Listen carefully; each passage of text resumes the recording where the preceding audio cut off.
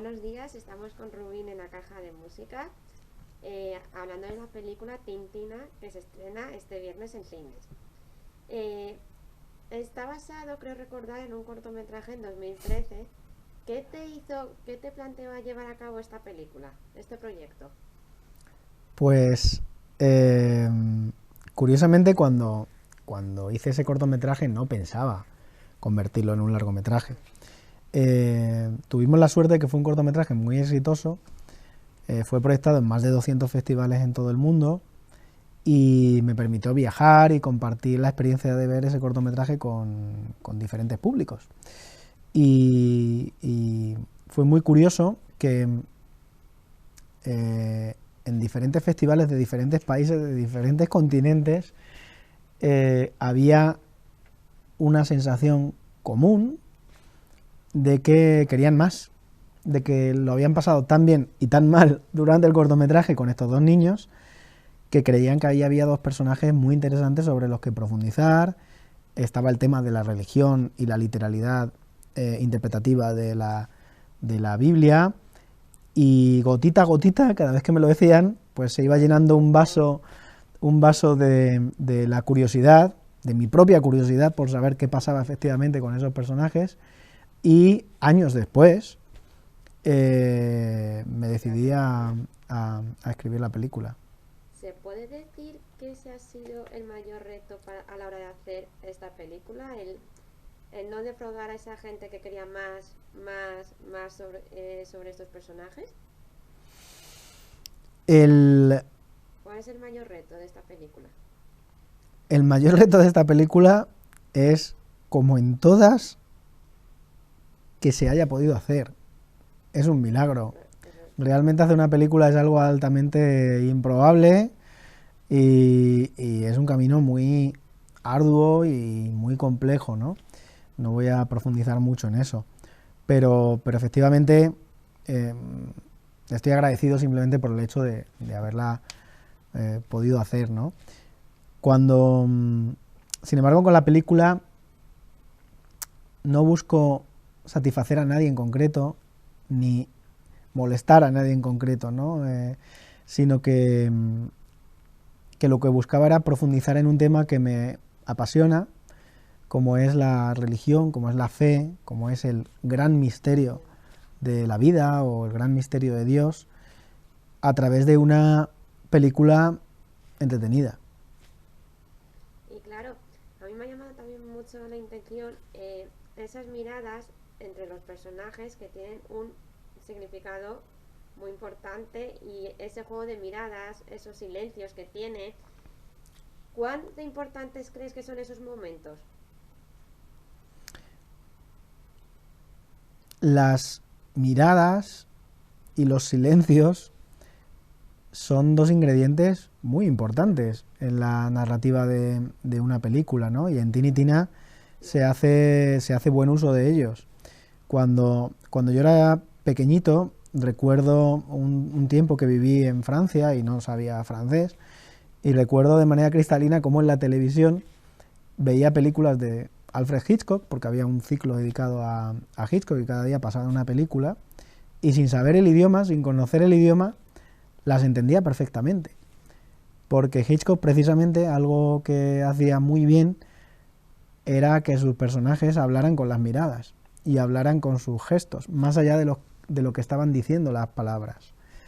Y para mí eso fue una lección que se quedó marcada a fuego en mi interior y que intento aplicar con toda la humildad posible. Lógicamente estoy muy lejos de ser Alfred Hitchcock, pero sí me parece un recurso muy potente y muy interesante. Y hablando de esas miradas, también la música, esa banda sonora, también juega un papel muy fundamental en esta película. ¿Crees que está considerada a ser un personaje más dentro de la película? ¿Es un personaje más de la historia? Sin lugar a dudas, la música es un personaje más en una película como Tini Tina. La música diegética y la música extradiegética. La música extradiegética está compuesta por Jocelyn Puck, una compositora a la que quiero y admiro a partes iguales y compositora de nada menos que de la banda sonora de Eyes Wide Shut, de Stanley Kubrick, una película que adoro. Y ha llevado a cabo una música mística, misteriosa, que solo ella podía llevar a cabo y que creo que efectivamente es un personaje más de la película. Y por otro lado, la música diegética, los temas musicales casi todos ochenteros que suenan en la película, creo que ayudan al espectador, no solo al espectador veterano a recordar una época pasada, sino al espectador más joven a trasladarse a un universo que desconocía, ¿no? y a sentir realmente que está viviendo en los años 80. Bueno, y hablando un poco de los actores, ¿cómo ha sido trabajar con ellos y qué es lo que te hizo decir que querías con Jaime, con Teresa, con Milena, con los niños? ¿Cómo ha sido trabajar con esa mezcla y encima el que se lleve así a la pantalla? Pues, por un lado, para los personajes de Lola y Adolfo, para este matrimonio, cuando llevamos a cabo el proceso de casting y aparecieron Milena Smith y Jaime Lorente, fue bastante claro que eran ellos, por diferentes razones, ¿no? En el caso del personaje de Lola, necesitábamos de una actriz que pudiera reflejar ese dolor extremo y ese sufrimiento que afronta toda la película.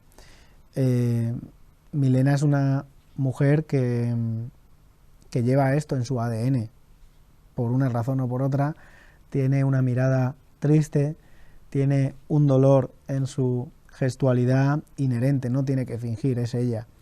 Y era la actriz perfecta para encarnar este viaje emocional que suponía que suponía el viaje de Lola, ¿no? Por otra parte, Jaime supo dotar al personaje de Adolfo de unas aristas y de una profundidad muy interesante, porque es un personaje que a ojos de hoy, de la sociedad actual, es un tipo claramente machista, es un tipo que claramente se porta mal, de alguna manera, eso sí, juzgado a ojos de hoy, pero es un tipo anclado a su época, y en su época muchos hombres, por no decir la inmensa mayoría, se portaban así y no por eso eran malas personas, no por eso hay que caer en pintarle como un demonio, como alguien antagónico, y eso Jaime lo entendió muy bien.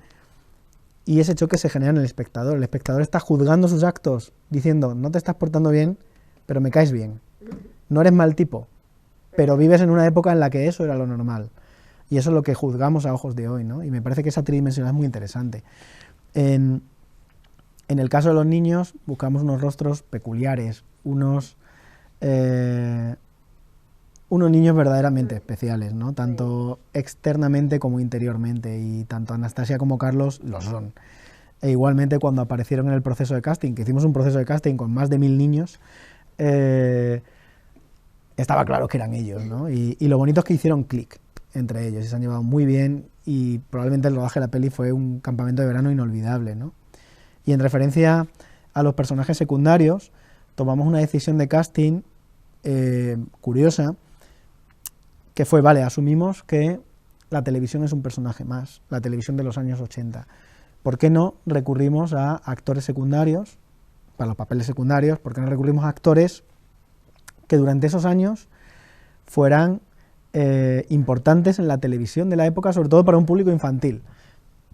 Entonces recurrimos a programas infantiles de la época, como Daba Daba Da, Barrio Sésamo, un poco más tardío La Bola de Cristal, para encontrar actores y traerlos de nuevo a esta historia, como son Teresa Raval, única e inolvidable, Chelo Vivares, que encarnaba al personaje de Spinete en Barrio Sésamo, Ruth Gabriel, que es la niña Ruth de Barrio Sésamo, Luis Pérez Agua, que salía también en Barrio Sésamo, pero también en otros programas como Los Mundos de Yupi o La Bola de Cristal.